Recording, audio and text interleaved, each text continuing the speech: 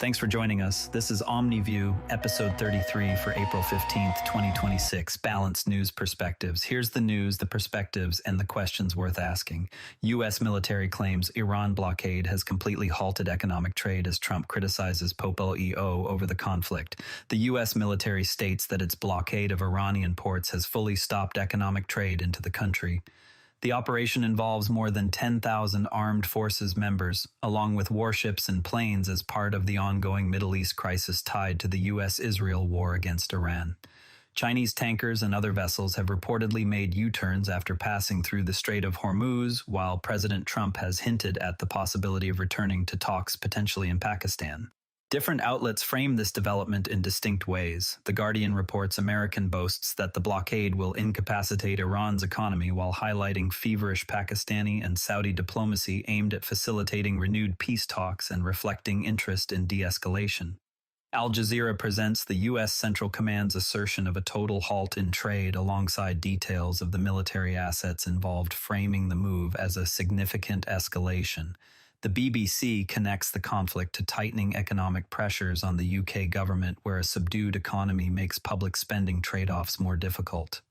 Meanwhile, the Daily Mail recaps the crisis and notes Trump's late-night criticism of the US-born Pope Leo's stance on the Iran war. What stands out is how these accounts reveal different priorities, with some emphasizing military leverage and enforcement of sanctions, while others stress the human and diplomatic costs of prolonged conflict. One perspective sees the blockade as necessary pressure to bring Iran to the table. Another worries about the broader ripple effects on regional stability and global energy markets. Listeners might consider how a full trade blockade could affect ordinary Iranian civilians compared with the regime's leadership, and what historical precedents for naval blockades suggest usually follows such actions. Shifting focus to the personal dimension of this diplomatic friction. President Trump has again criticized Pope Leo days after previously calling him weak on crime. The latest remarks came during a late-night public statement about the U.S.-born pontiff amid the running spat between the White House and the Vatican over the U.S.-Israel war against Iran. This occurs as diplomatic efforts continue, including potential talks in Pakistan. Coverage approaches the exchange with varying emphasis. CNBC frames the remarks as part of an ongoing dispute between the administration and the Vatican, specifically tied to the Iran conflict. The Daily Mail links the comments to broader live updates on the Middle East crisis, including threats from J.D. Vance and condemnations of Iran's economic terrorism. Some observers view papal commentary on the war as inappropriate interference in geopolitics. Others see strong presidential pushback as a necessary defense of national policy and question the proper role of religious leaders in commenting on active conflicts. The exchange raises deeper issues about moral authority in international disputes and how personal characterizations function in high-stakes diplomatic settings. It also invites reflection on how such public criticism plays with different domestic audiences inside the United States. The strategic purpose of linking the Iran conflict so directly to Vatican relations remains an open point of discussion. The economic consequences of the Middle East situation are now drawing warnings from global institutions.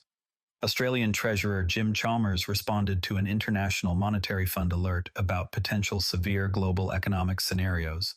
These include slower growth, high inflation, and elevated fuel prices that could persist through 2027. Chalmers described the moment as a really dangerous time for the global economy and said the end of the current war cannot come soon enough, noting Australians are paying a hefty price for circumstances they did not choose. The Guardian's coverage presents Chalmers' comments as underlining the direct link between the Iran-related conflict and domestic economic pain in Australia. This perspective prioritizes the human and household costs of geopolitical events far from Australian shores. Other reporting on the broader crisis implicitly supports the notion that prolonged conflict exacerbates energy and inflation pressures worldwide. Some voices stress government responsibility to shield citizens from external shocks, while others accept that global events inevitably affect local budgets and living costs.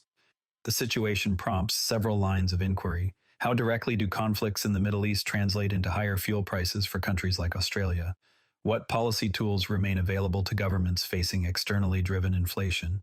Citizens might weigh short-term economic pain against longer-term strategic goals and examine what assumptions lie behind claims that ending one specific war would quickly ease global pressures. Here in North America, a federal lawsuit is testing the boundaries of immigration policy. The U.S. Department of Justice has filed suit against the state of Connecticut and the city of New Haven. Officials argue that their sanctuary policies amount to open defiance and interfere with federal immigration enforcement. Fox News presents the lawsuit as a necessary federal response to local policies that hinder national immigration law. This view emphasizes uniform enforcement and the primacy of federal authority. Other perspectives commonly argue that sanctuary approaches help maintain community trust in policing and reflect legitimate local values about humane treatment. The factual core is the existence of the policies and the lawsuit itself. Disagreement centers on whether such measures unlawfully obstruct federal power or represent valid exercises of local discretion inside a federal system. The case invites consideration of what sanctuary policies actually prohibit or require in daily practice. Courts have historically balanced federal immigration authority with state and local powers in varied ways. Practical effects on law enforcement cooperation deserve close attention, as does the lawsuit's place in longer-term debates about federalism in the United States. Turning now to criminal justice policy in the United Kingdom. A report by the Centre for Crime and Justice Studies finds that joint enterprise convictions in England and Wales have tripled over the past 4 decades. The legal doctrine allows individuals to be convicted of crimes they did not physically carry out if they were present or associated with the main perpetrator. The charity argues this job lot prosecution approach is unjust and primarily targets young black men calling for legal changes, so people are held accountable only for their own actions. Sentences have also become harsher according to the findings. The Guardian presents the report as evidence of systemic problems, with the doctrine emphasizing concerns about fairness and disproportionate impact on certain demographic groups. This aligns with values that prioritize individual culpability and equal treatment under the law. Supporters of current joint enterprise rules maintain it remains a necessary tool to deter group crime and hold enablers accountable. The agreed facts involve the increase in convictions and harsher sentences. Debate continues over whether this reflects improved enforcement or unjust overreach. Evidence on whether joint enterprise actually reduces group offending would help inform the discussion. The law must balance deterring collective crime with ensuring personal responsibility. Prosecutorial discretion likely plays a significant role in the observed demographic patterns.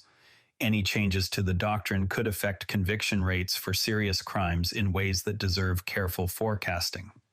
Now, to really understand much of today's coverage, a key element most reporting leaves out is the complex transmission mechanism between Middle East conflict and global economic pressure. When tensions rise around the Strait of Hormuz, roughly 20% of the world's traded oil passes through that narrow choke point. Even the mere threat of disruption causes tanker operators to reroute or pause shipments, which immediately lifts insurance costs and spot prices. Those higher fuel costs then flow into everything from freight rates to fertilizer to plastics, creating broad inflationary ripples that central banks cannot easily offset. At the same time, governments facing slower growth find their tax revenues falling while demands for defense and social spending rise, producing exactly the vicious circles described in UK analysis. Next time you hear claims that one specific war must end to fix inflation, ask yourself which precise supply chain links are actually strained and whether alternative suppliers or strategic reserves could shorten the lag time. This lens helps separate genuine causal connections from rhetorical ones. Before we go tomorrow, watch for updates on whether diplomatic efforts in Pakistan produce any tangible movement toward US-Iran talks. That's OmniView. For full source links and more context, check out today's written briefing on the OmniView summaries page. As always, compare outlets, look for primary documents, and separate what's known from what's assumed.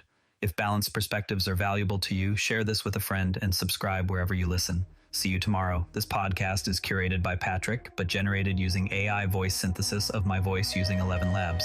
The primary reason to do this is I unfortunately don't have the time to be consistent with generating all the content and wanted to focus on creating consistent and regular episodes for all the themes that I enjoy, and I hope others do as well. Without taking the dive, we went on vacation. We had a nice time. My doomsday